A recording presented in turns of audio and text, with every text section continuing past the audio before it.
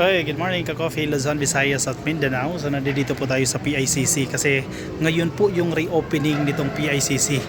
Kung inyong natatandaan, pansamantala po munang isinara yan dahil sumailalim po ito sa renovation. And after ilang buwan yan, kasi napakabilis ginawa nito March nagsimula, April, May, June, July, August, September. In just 6 months, natapos na po yung renovation. Papakita ko po sa ito yung bahagi, ito yung pinaka main lobby. Napakaganda nito ka-coffee. Wala pa tayo doon sa mismong loob kung saan ginagawa po yung mga graduation, no? Mga graduation ceremonies. Ito po yung lobby, napakalawak niya. Kasi nandito po mismo si Presidente, no? Siya po yung formally nagbukas, nag-reopen nitong PICC. Kung inyong matatandaan, no? Itong PICC ang isa, actually ang kauna-unahan, no, na convention center sa buong Asia. 1976 pa po yan, panahon pa po ni Marcos Sr.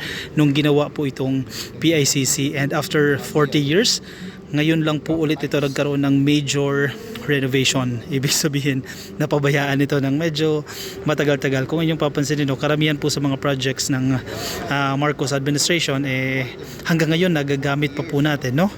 Gamit pa po natin, at recently lang nagkakaroon ng mga renovation. Halimbawa yung San Juanico Bridge, diba? Pinabayaan din yung San Juanico Bridge for the longest time wala tayong maintenance na ginagawa dyan, pero ito during the administration of Pbbm nakakapagsagawa na po tayo ng mga renovation. Yan si First Lady Imelda Marcos, kasi katatapos lang ng evento. Ayan po, nakikita nyo si Madam FL, palabas na po siya ng gusali ng PICC. Ang alam ko ang presidente nandito rin kanina. Ayan si Secretary Amena Pangandama, no? Sa Secretary Anyo yung nakikita ninyo, no? Kasi katatapos lang ng events. Tapos kanina nandito rin po yung mga miyembro ng Diplomatic Corps. Ayan, unti-unti na po silang naglalabas. Nakita natin si Presidente kanina at si First Lady Liza Marcos, pero I don't think dito sila dumaan, no? Sa kabilang entrance siguro or exit dumaan sa ating First Lady. Alam mo, napakaganda nitong opening na ito ng PICC kasi ito yung kumbaga nagiging mukha ng bansa sa pagkakaroon halimbawa ng mga international events, international gatherings. So syempre mga bisita, no, mga turista, mga delegates from other countries ang pupunta dito. So kumbaga ito yung facade natin. So importante na maganda ito. Importante na magiging memorable yung experience ng ating mga bisita dito sa PICC. Kaya naman pansinin nyo, no, talagang binibigyan talaga ng effort ito ng ating presidente. Also, we have to commend yung ating First Lady Liza Marcos, dahil tulad yan na sinasabi sa speech ng presidente natin, no, na parang si Imelda ito parang namana nito yung katangian ni Imelda Marcos na nung panahon kasi ni Imelda, no, pagkukonstruct ng mga structures ng mabilisan. Ganoon din po yung ginagawa ngayon ni FL Liza Marcos, no? Imaginein mo itong renovation, major renovation ng PICC in just 6 months natapos agad yan. At isa nga po sa tumutok dyan si First Lady Liza Marcos. Kaya nakatutuwa ka, coffee, no, na nandiyan dyan yung ating First Lady. Nababasa ko ngayon yung mga comment, no. Napakalaking bagay na may katuwang po yung ating presidente gaya ni FL Liza Marcos sa mga programa po ng administrasyon. Sa mga ganitong klase, halimbawa pagpapahalaga sa ating kultura, pag-renovate o pagpapaganda sa mga structures natin, pagsuporta sa culture industry or sa creative industry, ang tumututok na dyan ay si First Lady Liza Marcos. Kumbaga hindi na iisipin ng ating presidente yan dahil nandiyan yung kanyang asawa na nagiging katuwang na, which is napakalaking bagay po yan para sa Pilipinas. So nandito na tayo ka-coffee sa pinaka-plenary, no. Ito, dito ginagawa yung mga graduations, no. So recently medyo natigil muna yan. Sige, pasukin natin. Nagtanong tayo sa mga representatives mula sa PICC kung ano yung mga renovations na ginawa, ano yung mga changes, no. Ang primary po, yung dito sa bandang baba, yung lower ground ba tawag natin dyan. Itong baba na yan, at yung pinakataas niya, yung lighting sa taas, maganda yan kapag nakailaw ka-coffee. Yung nakita nyo kanina habang nag-i-speech yung ating presidente. Napakaganda ng ano na yan, ng mga ilaw na yan, mga chandelier ba tawag natin yan, kapag nakabukas. Nagkataon kasi na sinara na ngayon, no. Tapos yung mga flooring sa area na to ng plenary, nilinis lang, hindi pinalitan yan. So yan pa rin yung mga luma, no, pero nilinis yan. Yung ibang areas pinalitan mismo yung flooring, no. Yung dito naman sa mga upuan, ilan din po sa pinalitan dyan o inayos itong mga labels. Halimbawa, ayan o, yung mga markings. Yan, level 2, right E1 to 20. So, para mas organized na ito, no? So, yan po yung mga changes, no? Mga pagbabago, and then malinis na po lahat yan. Yung mga upuan na yan. So, kung maganda na noon ng PICC, mas lalong maganda ito ngayon, lalo na kapag nakabukas yung mga ilaw. Ayan, nagdi-dismantle na po yung mga sound system. At isa din po sa major changes na ginawa dito, itong LED screens na nakikita ninyo sa harap. I don't know kung permanent na ito, pero kasi ang sinasabi nila kanina, isa yan sa major changes, no?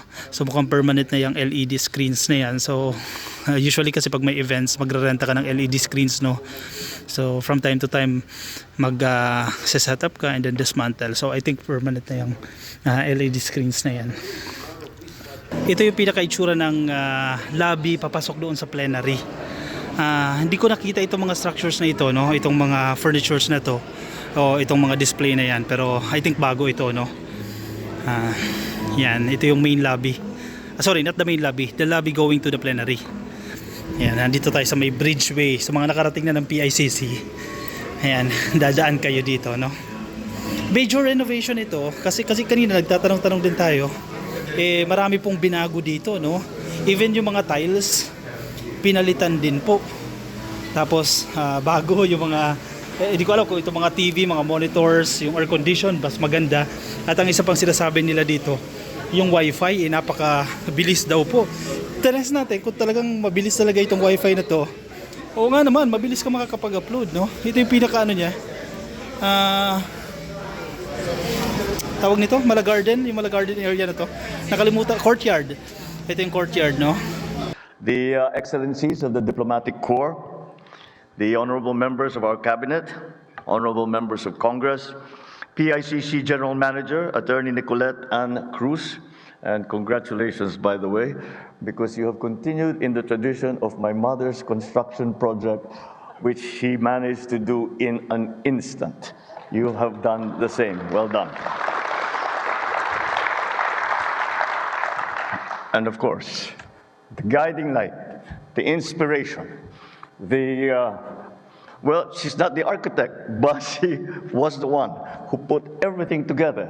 And I was commenting to the First Lady, sabi ko, you know, when we were going on the tour, I said, my mother doesn't need the tour. She invented this. First Lady Imelda Romualdez Marcos. First Lady Luis Araneta Marcos, who again has inherited the tradition of very quick construction projects that actually come in under budget. So that is always something important to her Ilocano husband. My fellow workers in government, distinguished guests, ladies and gentlemen, good evening. As we open the newly renovated Philippine International Convention Center, we are revisiting a chapter of our nation's history. We are gathered in a place where history was written, lives were celebrated, where the future will once again be shaped. Every brick, every beam, every hall of this building carries with it nearly 5 decades of stories. Because within these halls, the world's eyes turned to the Philippines as we hosted Miss Universe pageant in 1994. The leaders of the Association of Southeast Asian Nations, or ASEAN, gathered in 2017 to build the future of our region. But what makes the PICC truly special is not only the big moments that made the headlines. It is also the smaller, more personal moments. The ones that never made it to the front page, but stayed forever in the hearts of the people. How many parents shed tears of joy as they watched their children receive their diplomas here? How many young professionals stood tall on this stage to swear their oaths, carrying with them both pride and responsibility? How many artists poured their hearts out in music, in dance, in painting, and performances within these walls, only to find that the audience gave them something greater in return: appreciation, encouragement, love even. And how many couples have begun their journey together as husbands and wives, while friends and family filled this place with laughter and tears of joy?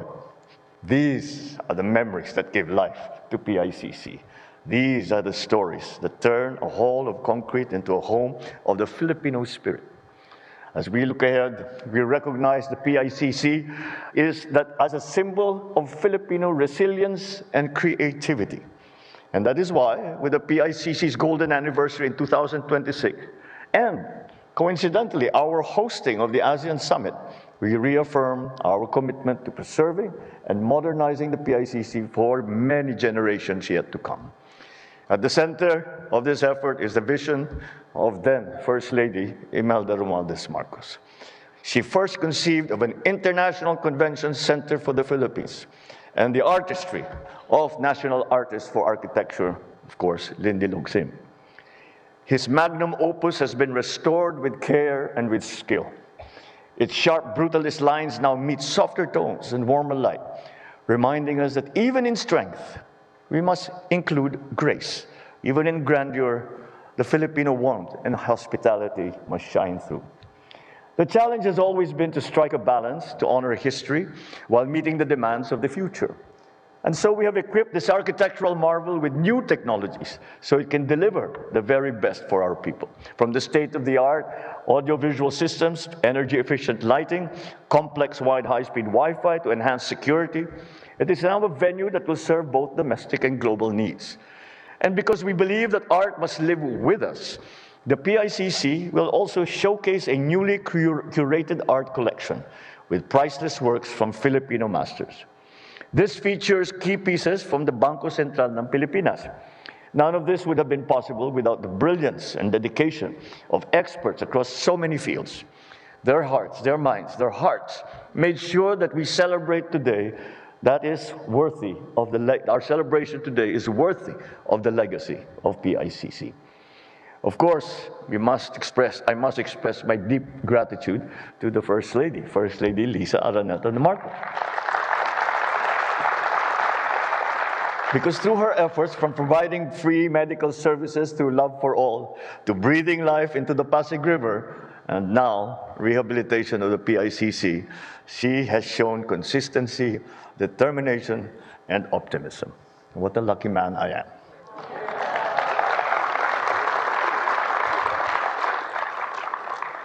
She carries every initiative with full responsibility, always striving to make things better, always mindful of the people that it will serve.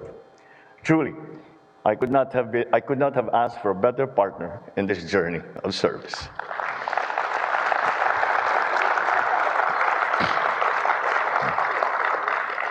She should stop smiling. That's 1 million points. And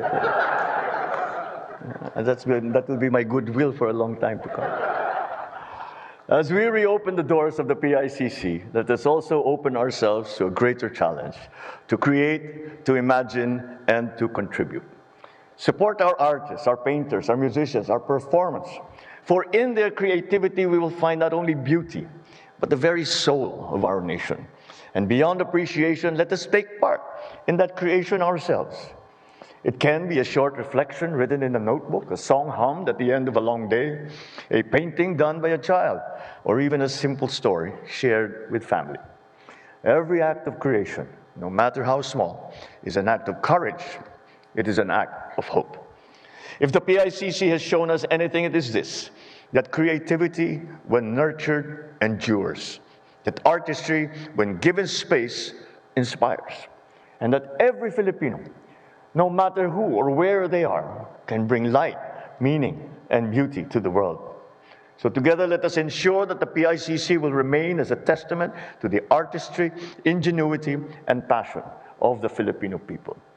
Let it inspire us to carry forward our heritage so that decades from now, our children, our grandchildren will still look at this place with pride, saying, this is who we are. This is what we can achieve.